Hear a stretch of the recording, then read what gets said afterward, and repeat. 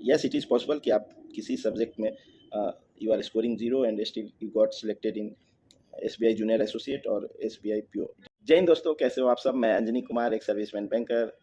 Hope you all are fine. And today RRBPO mains exam happened, and GA was moderate. What feedback I have got, and other subjects in quant people have attempted little less compared to reasoning. Reasoning cutoff generally goes high. We already discussed. So because of that, most of the aspirants focus on reasoning, and quants में attempt कम होते हैं लोगों के।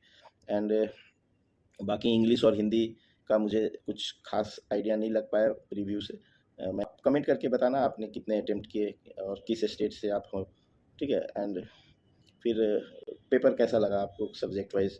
सो क्या accuracy आपने maintain रखी, that is also important factor. So today's topic is different. अब जो है focus now on IBPS clerk, IBPS PO and SBI clerk, SBI PO।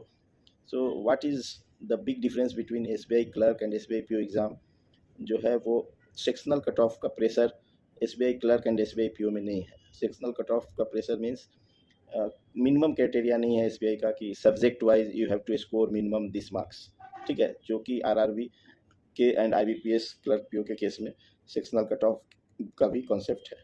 So few aspirants have asked कि sir can I clear SBI clerk, SBI PO by not preparing one of the subject, ठीक है। तो यहाँ उन्होंने English के बारे में पूछा है। तो English is very important subject specially in PO के केस में, बिकॉज आपको एस्से एंड प्रिसीज राइटिंग नबार्ड के केस में था। एस्से राइटिंग एंड लेटर राइटिंग का भी 50 मार्क्स का होता है PO के केस में। यस, जो क्लर्क है या जूनियर एसोसिएट है SBI के, वहाँ पे if you are weak in English तो क्या वो मेंस का कट ऑफ क्लियर कर पाएंगे if they are scoring 0 marks in English. तो theoretically it is possible and practically in past also. एक बार क्वांट का कट ऑफ जो था मीन्स 0 मार्क्स पे, क्वांट में 0 मार्क्स लाने के बाद भी SBI PO 2018 में सिलेक्ट हुए थे। 17 और 18 में ऐसा इंसिडेंट आया था जब क्वांट में 0 मार्क्स पे सिलेक्शन हुई थी। यस, इट इज़ पॉसिबल कि आप किसी सब्जेक्ट में you are scoring 0 and still you got selected in SBI junior associate और SBI PO। It is possible, but it is very difficult to clear exam with just ignoring one subject, what I will tell. And the subject generally we ignore is we used to ignore the weakest subject। जो भी हमारा weakest कमज़ोर subject होता है उसको भी ignore करते हैं, ठीक है। और देखिए क्या है, it is easy to improve marks in your weakest subject. जिस सब्जेक्ट में आपके 0 मार्क्स आ रहे हैं, सपोज आपके केस में इंग्लिश है, तो इंग्लिश में आपको 5 मार्क्स लाना या 10 मार्क्स लाना, आप ग्रेजुअली अपना टारगेट बढ़ाइए कि I will score minimum 5 marks and कहाँ पे मैं 5 मार्क्स ला सकता हूँ या कैसे मैं 10 मार्क्स ला सकता हूँ, ठीक है। तो इट इज़ ईजी कि आप 0 से 5 मार्क्स लाओ या 0 से 10 मार्क्स लाओ। लेकिन suppose if you are good in reasoning and reasoning में आप अगर सपोज प्री की बात कर लूँ, 35 मार्क्स के हैं और आप बहुत अच्छे हो रीजनिंग में and you are able to score 30 marks और 32 मार्क्स, तो 32 मार्क्स अगर आप ऑलरेडी ला रहे हो तो उसमें 5 मार्क्स तो बढ़ने का स्कोप ही नहीं है। आप 30 मार्क्स ला रहे हो तो you can make up to 35 at most, ठीक है। 5 नंबर और बढ़ा सकते हो। तो बट फ्रॉम 30 टू 35 के लिए आप जितना मेहनत रीजनिंग में करोगे उससे कम मेहनत में आप इंग्लिश में 5 मार्क्स बढ़ा सकते हो, ठीक है। So this is my advice कि don't neglect any subject, even there is no sectional cut off in SBI PO और SBI junior associate. This is my advice. So it's better you prepare for all subjects and weakest subject को आप जितना prepare करोगे marks, overall marks आपका boost होगा, ठीक है। आप ऑलरेडी 25-30 मार्क्स ला रहे हो रीजनिंग या क्वांट में, तो उसमें और भी मार्क्स आप ऐड करने की कोशिश करोगे तो काफ़ी मेहनत है उसमें। एंड जहाँ आपके 0 मार्क्स आ रहे हैं या 5 मार्क्स आ रहे हैं, वहाँ पे आप 10 मार्क्स 15 मार्क्स करना आपके लिए ईजी होगा, ठीक है। तो ये प्री के केस में है या मेंस के केस में, दोनों के केस में ये एप्लीकेबल है। So don't ignore English. जिन्होंने क्वेश्चन पूछा बेसिकली वो इंग्लिश में वीक हैं। इंग्लिश में आप वीक थे तो आपको हिंदी लेकर RRB PO का एग्ज़ाम आज देना था, या फिर नेक्स्ट वीक आपको RRB क्लर्क हिंदी लेकर देना चाहिए।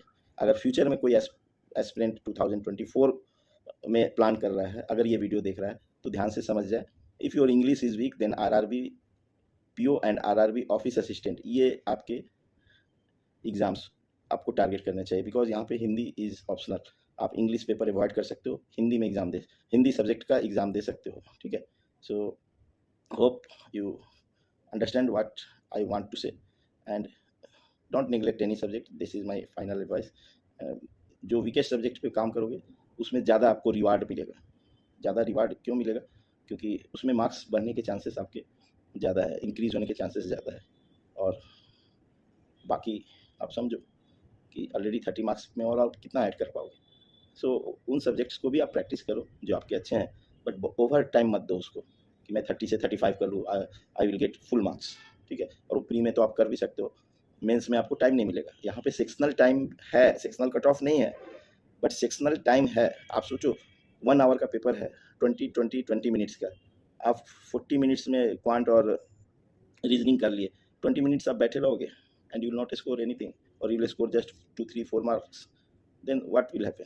जो आपके कंपटीटर हैं वो इंग्लिश में अगर 5-6 नंबर 7 नंबर ज़्यादा ले आए और क्वांट और रीजनिंग से जस्ट 2-3 मार्क्स का वो डिफरेंस आपका मेंटेन किया, तो ही विल मीन्स उसके ओवरऑल स्कोर ज़्यादा होंगे। सो सेक्शनल कट ऑफ नहीं है, but sectional timing is there, and mains में भी सेक्शनल टाइमिंग इज़ देयर। आप बैठे नहीं रह सकते कि ओके इस पेपर में मैं अटेम्प्ट नहीं करूँगा बिकॉज निगेटिव मार्किंग है। आप अटेम्प्ट करोगे ज़बरदस्ती तो फिर you will get negative marking and it will harm you more. Try to focus on your weakest subject if you want to boost your overall score, even though there is no sectional cutoff in these exams. Video informative लगे तो like करना। Thank you for giving your precious time. God bless you.